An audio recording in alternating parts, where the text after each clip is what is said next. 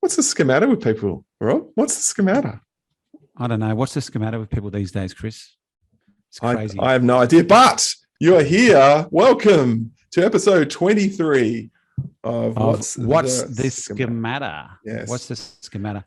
Hey, did I ever tell you the story, Chris, about how I know you and I were bouncing around names for the podcast in the beginning. Mm-hmm. Did I tell you how I got that? Well, basically, from your students. I told you, right? Yeah. I had these really cool students over at Western Sydney, and I think they were getting a sort of schemery version of CBT training in their masters. And so they ended up at the end of the semester giving me a little plaque that said, "Rob's What's the Schemata Clinic." Classic. Yes. There you go. Yeah. So really everyone that's listening, that's the origins of the podcast name. My name's Chris Hayes. I'm a clinical psychologist and accredited schema therapist, trainer and supervisor. And Rob, you? I'm Rob Brockman. Yeah. I'm from Sydney, Australia, and I'm accredited in a few things too, hopefully, and here to talk about schema therapy. Yeah. Well, we were talking really about the purpose of this episode, which is episode 23. We've got through almost 2 years of this, is to focus on people that are looking to do schema therapy accreditation or in the process of doing schema therapy accreditation, and also maybe for supervisors that are helping people do schema therapy accreditation. So that's the topic today. Sounds good. Yeah. Well, it's a big topic, often we'll be in trainings or we're running into people around the traps talking about schema therapy, and accreditation has become pretty popular.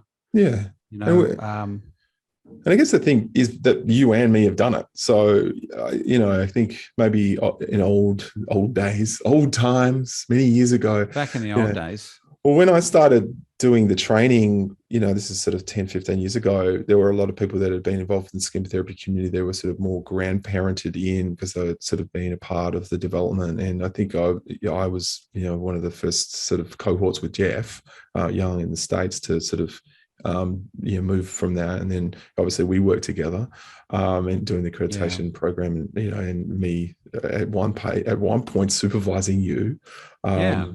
And I guess that's a good thing, I think, is that, we know what it's like to have your tapes rated, and we know what it's like to, kind of think what you're doing, but then realize I don't know what I'm doing.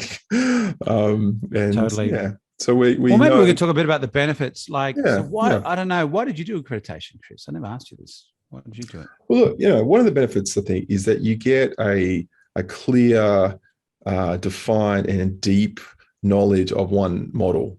And I thought when I was sort of coming out of uni, I've been out of uni for a couple of years, I had the opportunity to do the accreditation in the States. And obviously it was a bit early. It was very early on, sort of early 2000s, like 2005 or something, mid 2000s.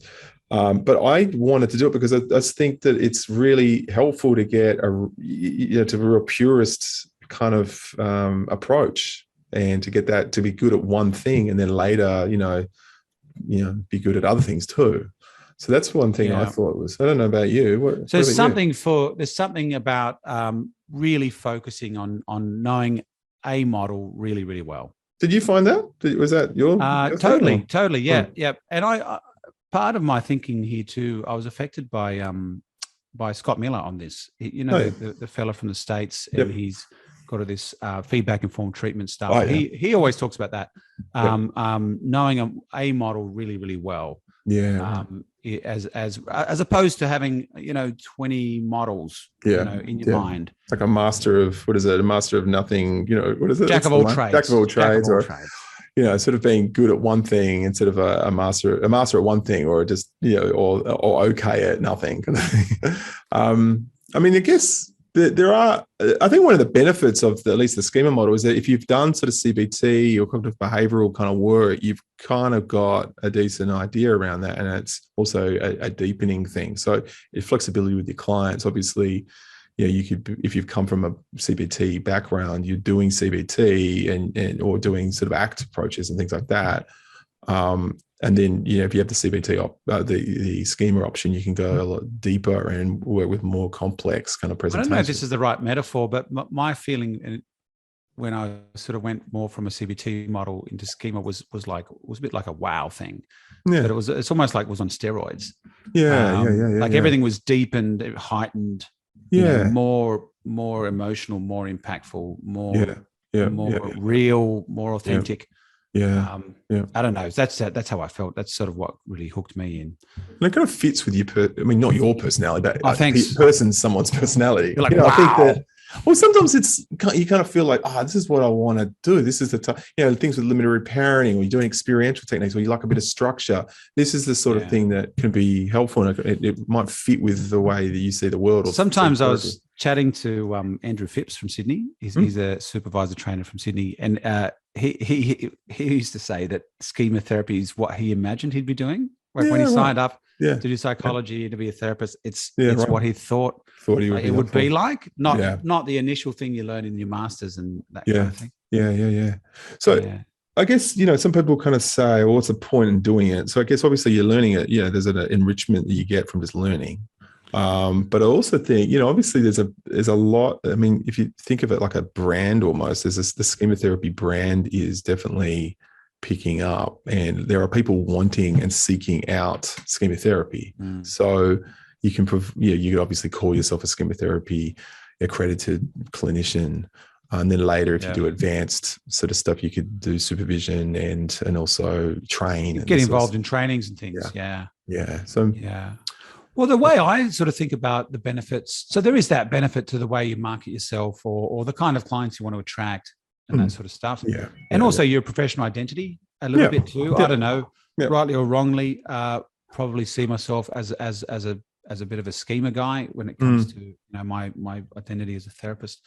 But the biggest thing I think is the structure of the accreditation is such that it's rigorous to the degree that you're going to be getting quite detailed feedback, including things like tapes.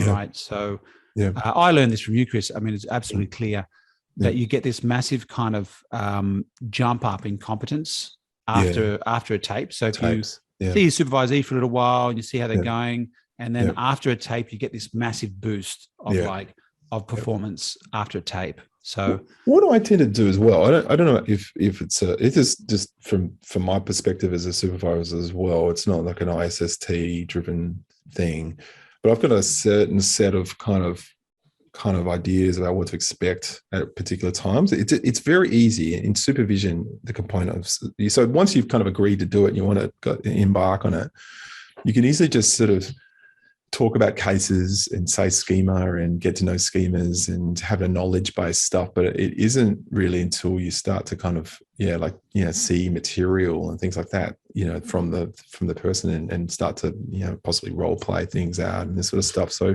what I tend to do is I usually give people a bit of grace and sort of say, okay, for the first 5-6 sessions, let's just kind of work towards, getting to know a couple of clients. So I would say, have 2 or 3 clients that you work from, so we get to know about Harry and what's Harry up to next week, rather than, you talk about Harry and then you never hear about Harry again, and you talk about Mary and you're jumping from one thing to another. But then the first 5 or 6 sessions, just work towards getting a formulation. Yeah. Get to that point, then the formulation, you talk it through the formulation, what's going on, and you get to unpick it. I think that's fair. I think I'm quite similar, Chris, for obvious reasons. I think that first probably 5 to 10 sessions, you want to really test out and tighten the formulation with the supervisee to give them a chance to, what's this mode? What's that mode? How does that fit into the model? How am I doing my assessments? How am I interpreting YSQ? How do we pull all that together? How do we present the formulation to the client? Now, there's a new ISST formulation document too, which is very comprehensive, and that's kind of like not something you would necessarily do with everyone, with every client, but for a learning process is extremely helpful too. Yeah. So if you click on, there'll be session notes for this podcast. If you click on the link, it'll take you through to a page on our site with some more information and links on where to get all these documents. So that document, what is it called these days? A Schema Therapy conceptualization rating scale? something like that? This is what's happening. So you'll have to get a conceptualization, and then you rate it on it. So maybe just a couple other things I'd suggest, actually structuring the actual supervision before. Another idea that popped into my mind is I would usually say after 10 to 12 sessions, then you're starting to ask for tapes to be listened to, or listening to stuff in session. And I usually tend to kind of like to listen to anything past 15 sessions. I want to listen to a little bit of people's work in session at least, or you might, depending on the supervisor, they might be rating stuff outside of session as well. But it's kind of, that's the kind of key thing. And I think that it's flexible. And I think, you part of me is I want to get the most out of the supervision for the supervisee as well. I tend to paint that picture at least, because often you do get people that you see them for 20 sessions and they haven't given you any recordings at all. And sure, that it doesn't really matter, but you still need to get them at one point, because they might be willing to have supervision for you for 200 sessions or something, which probably isn't that way. But it just to get them to make the most out of the session. So the tape feedback is really important. Yeah. Right. The feedback and informed supervision. Having those tapes is a really key part of the process, and that's really built in. So that's one of the benefits of accreditation, is it kind of forces you into that. You're going to have to look at tapes if you're going to get your tapes rated, and so that's, I guess, the biggest benefit for me is the structure is kind of set up in a way where you really have to push you to get feedback, to push yourself to change things about your practice. Now, one thing that we didn't mention that I sort of just occurred just a moment is just to note what is made up of accreditation. So accreditation is usually made up of a minimum 6 days of training. Then on top of that, there's the supervision. So for a standard accreditation, which allows you to call yourself a schema therapist, you do minimum of 20 sessions. And for advanced, it's a minimum of 40 sessions. And for advanced level, we can learn further to be a supervisor and a trainer. And then the third component is tape rating. So you're getting an external tape rater to go over your tape and also your formulation, and it's rated externally by someone that isn't involved with the training that you have. So they weren't, involved with the course, work that you've done. So typically, the other thing, I guess, the trainings are either like intensives or live, face-to-face live 3-day trainings. So in our program, they're typically 3 days. So that would be like a level 1 or course 1 training. I think we call our one. What's the full name of our level 1 training, Chris? The Schema Therapy, the model methods. The model methods and techniques, and then level 2 is beyond the basics. Yeah, but so you need both of those things. Yeah, absolutely. So and they come to the 6 sessions, and then on top of that, people will do other courses that we do as well. Or and if you're listening to this, very possibly in another country, a lot of the time, other programs have got different setups. So they might have, 3 lots of 2 sessions, or they have like the different setup. But the key thing is the minimum requirement is 6 days. Yep.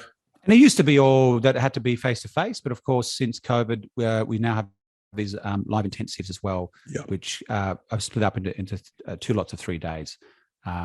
So that you can also see them on our website at schematherapytrainingonline.com. We've got the live intensives also there. So you got any other ideas about if you were having to talk to your old self, going through the supervision process, and even for myself, thinking what's the best way to make use of the time and the actual process? What any tips for people listening? I kind of see it as a 3-step process. It's the initial 10 sessions where you get to know the supervisor, and the supervisor gets to know the supervisee. And it's a lot more of a conceptual thing. What's this schema? What's this mode? How does it fit? And then after the 10th session, say 10th to 20th session, it's more about getting to know your practice via the feedback. It's time to get feedback with submitting tapes. Maybe after that, I think it's about getting ready to submit something for external. For external feedback, and then working through that. And that can be a hairy thing as well. Because you're with your supervisor, and they know you and they support you, and then you're getting this external feedback as well. So I think that's the 3 stages. And sometimes with more or that, less. it's good to have a deadline. I've always suggested to people, because it's very easy to avoid stuff and put things off. And I've seen people that have sort of been, sort of floating along, and they've done everything they need. There's a lot of tape, and that's something that can just to close the deal. I need this done by July 1st. And to work and around that as well with tape writings, it's good just to tape everything, like tape anything that moves, and just getting used to recording yourself. Often we don't have any or very limited experience of taping and listening to our own work, and even reflecting on your own work and having a listen to what you've done just on your own can be really helpful, and just to get also for you to sort of see things and hear things in a different context, but also just to get used to listening to your voice and, getting to feel okay about it with the client. So thinking about that, all right, so a big barrier to accreditation might be the tapes. Yeah. And there's probably two barriers to that. One would be an internal barrier, like our own schemas. Yeah. And the other barrier might be something about the clients, like fears that the clients wouldn't like it or wouldn't want it, or so maybe we could say something about the client aspect. How do you get consent? Like, what's your process? Well, to approach clients? What I suggest to people that are doing supervision with me or consultation with me is people have got different requirements. Some people might be in government services, some people might be working privately, and you can, if you're working privately, you might need to, set up like a little bit of a contract that they can sign off on. It might be different requirements for different situations, like in terms of, government settings. You just need to fit within that. But selling it to the client, I think that's the biggest thing. I mean, the logistical thing of getting someone to sign it, but just being able to talk to the client about it. I think one thing is that you don't want to make necessarily a massive deal about it. And it is just about you learning and trying things out. And in other professions, they often, this is a part of the deal. This is about, this is a part of the furniture. So I do see some supervisors getting a bit anxious about it, and then they get anxious about making a big deal about the issue of confidentiality and logistics and everything, and then the client gets a bit uncomfortable about it too. So I would just normalize it. This is what I do to get better as a therapist. Is that okay that we record the sessions and they'll be disposed of, in said way? But I think just being a bit more, sort of confident. If you're confident taping, then they'll look. And even if you don't feel confident, look confident, because it helps. Yeah. I always try to tell supervisees to convey it, like if they're not sure how to broach this with a client, just to say something like, this approach is an approach that I really believe in, that I really like, and I'm seeking some certification in this approach that's going to help me maybe to get involved in things like supervision and things like that in the future. It's going to help them too, right? Because they're going to get someone who's got some expertise telling them to improve their skills. So, would you mind, and the focus is on me, not you. So this is the other thing I think always helps. Letting the client know that videotape really it's only necessary that the therapist is on the tape. That it's not necessary to have also the client on the tape, for example. And a personal thing for myself, other trainers might be different, but I'm personally fine with audio recordings. I think that sometimes it's logistical issues that are an extra kind of layer when you've got a video recording going on, and also you do get issues around people playing to the recording rather than if you've got a recorder going on and it's sitting in the corner. That's a hard one, isn't it? That's a hard one. Like that's, what do you call that? As sort of like an. Hi, how are you? Welcome to this session. Hi, this is Schema Therapy. So, I mean, I guess that's a bit of this therapist. I mean, therapists are going to get their schemas activated doing schema therapy, and it's going to be activated, because it's a new skill. It's going to have you having someone kind of focusing on your skill and asking, about, your formulations and this sort of stuff. So I do think that, sometimes this is a part of the challenge. This is probably one of the bigger challenges. I don't know about you, but,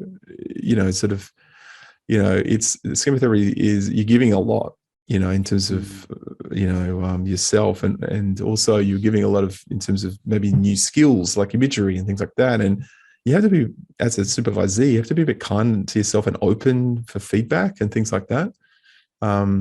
can be quite triggering having a therapist that's there, that's your supervisor, sort of scrutinizing things. And biggest thing that will come up is tape avoiders. Yeah. Right. That would be like as a supervisee, just never quite getting around to it or like that kind of thing. So you need some encouragement. Yeah. But also it's funny, how often the supervision relationship mirrors a therapy relationship too. Yeah. I mean, of course not as intense, but some of those things would sort of mirror. Well, it's worth maybe commenting on that too, because I know that when we do supervision, we have to do a certain training kind of component to do supervision and we do some of the teaching for that. And in the supervision that we do with Schema Therapy, we do it sort of akin to therapy. We want to do limited parenting in supervision. So we'll be doing all that kind of stuff. We want to spend a bit of time at least looking at your own schemas. Totally. Oh, you're going to have a closer relationship, aren't you? You're totally feel different. So there's scope for there's limited reparenting tasks within supervision in the schema model. Yeah. So your supervisor is going to be saying things. If they believe in you, they're going to be saying things like, "Mate, I've got your back. I believe you can do this. Like, give it a go." Like those kind of sentiments are going to come across. Yeah. In a similar way to that you might sort of feel in therapy. So you'll get a little taste of that as well. Yeah, absolutely. And we're authentic. Generally, we were trained to be sort of authentic and normal and be open and be human and not to be, Dr. Brockman who knows everything and this person's coming to talk to you about your case and consult. It's not. We're just people, and I think that's the key thing. And, often, people have had quite collegial. It's quite flat hierarchy, collegial. Exactly. Also ideal. Sort of thing. Yeah. Some people have had bad experiences, So, I mean, maybe that's the thing to keep in mind, that we generally tend to not want people to feel, triggered in terms of their own competencies. We're trying to help. And that's the other thing I always say to supervisees as well, and in terms of particularly in experiential techniques, is a lot of time, including myself, if a technique that you're learning, it's only part of the deal. Obviously, there's lots of other things that aren't techniques, but you might be learning how to do imagery and it doesn't work out. Just to also always keep in mind, just because it doesn't work out doesn't necessarily mean it's you. Often therapists that totally attribute the success of the therapy to do with their skills. Sometimes, often it's just data. And really, it's a detached protector, or anybody would have come up against it. Yeah, it's interesting. Anyone would have done it. It's just it's interesting that you don't want to do chair work. Okay, that's really interesting. Rather than the sort of the person evolving as a schema therapist saying, "Oh, it must be me. I'm not doing the mode work right." So that's something to definitely keep in mind that it's all data. What do you think about sometimes, because I think the supervision relationship can be quite intense and quite supportive. What do you think about, is it a good idea to sort of maybe if you're doing 40 sessions of supervision for accreditation, to mix it up a little bit and get a little bit of another voice in there, do a bit of consultation on the side? I don't know. What's your take? Sometimes people like this. They like to sort of get a bit of a different idea as well. Yeah. So I've had a couple of people come to me because I do a lot of EMDR as well. So that, and trauma kind of stuff. So people might come to me sort of wanting that angle and how to integrate things. Mix it a bit. It's not like just we're talking about the EMDR, but having someone that's informed with the EMDR practice and how to fit it maybe, or maybe there's a particular type of case. I think that's fair enough. And I think it's kind of good to do that. I think it's just more when people are avoiding doing it and they're kind of like, I can't handle, I'm getting triggered by CRISP too much. I should go and, sort of see someone else. I think it's worth, if you do have supervision issues. Because those things happen too. It can be quite intense. In general, we hope that those things can be sorted through over time. And, you hope that the supervisee feels comfortable. Like this, again, it's all it's just like therapy sometimes. It's sort of, is the supervision relationship where it needs to be open and safe and that kind of stuff. So I don't think it's usually what I would suggest if someone's having difficulties with their supervisor is just to talk to them and try and work it out and see if try and work through the block. And I think that's the most important thing, to sort of do it rather than schema avoid or sort of use the coping styles to kick in. What about I'm just wondering, those that are maybe doing taping their therapy sessions, have you got any ideas about, the logistics of sessions even? I've got a couple of ideas that I often say to people. Well, the thing that what really helped me in my accreditation, was this idea of splitting up the session into 3 bits, right? So this, you can call this different things. I call this a 20-20-20 rule. Yeah. So just trying to remember that you want your session to be more or less split into 3 bits, with 20 minutes, the first 20 minutes being a bit less active, more sitting on your hands, encouraging the client to talk about triggering moments, feelings, their needs, times this week where they might have had strong emotions, and the setting up an expectation. We call this attunement, really, in Schema. The expectation that this is a place to unpack feelings. So the tune. So what I could call it, that first 20 is like the tune in, and then once you get to the end of the tune in 20 minutes, then it's the work. And then you're like, we got a little bit of work. And the linky question is that, what would be good use of the time today, do you think? You reckon we should do some imagery, chair work? Do you reckon we should do a flashcard? So that kind of linking into the work bit. So based on that first, almost like tuning in, like dipping your hand in the water, see where they at, and then choosing some strategy to do in the second bit of the session, maybe the second 20 minutes. Typically, this is something I'll say too. I don't know what you think about this, Chris. I have my own sort of go-to things in my own mind, like a sort of structure in my head. I don't think we've ever talked about this. So based on the attunement in the first session, generally 90% of the time, there'll be one of 4 things will come up. Either the client is in a coping mode, stuck in a coping mode, or they would be talking about a lot of critic type activation, or they're getting really triggered with a vulnerable child or vulnerability, or they're getting triggered with anger. Okay. Like angry child. So 90% of the time, sometimes there's other things going on like happy child or, undisciplined child or something.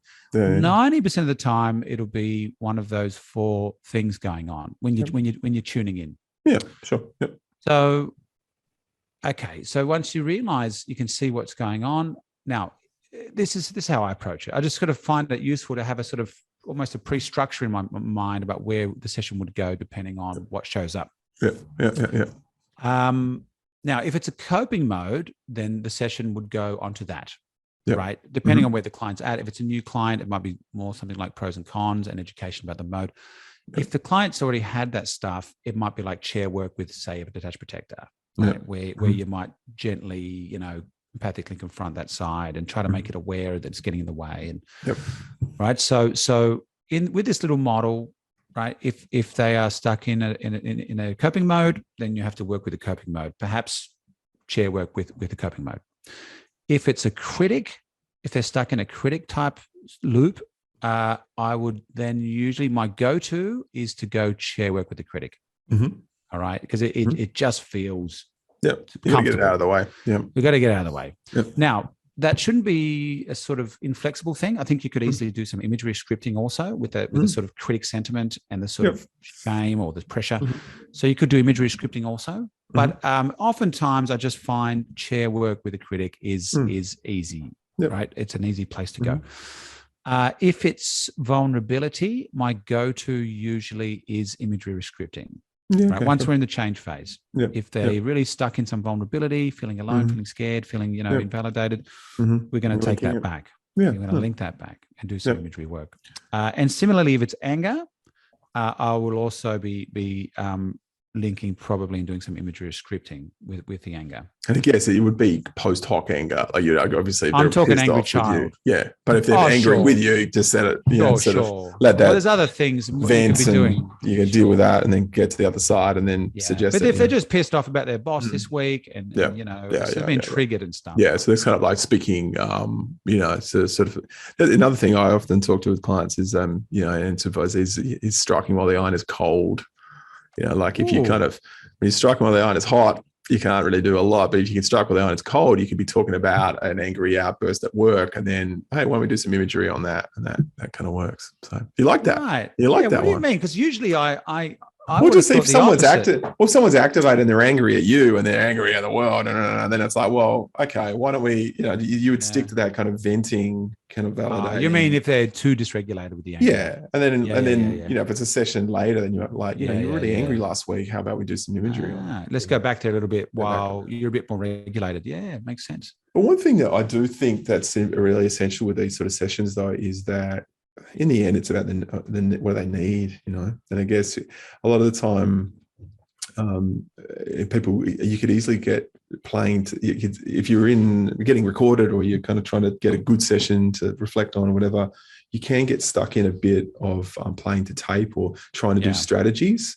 And I think this is the thing, is in the end, you have to kind of meet the emotional need. And that's the main priority, being able to kind of focus on that. And that need is going to drive what you practically are going to do with the client. So just to keep that in mind.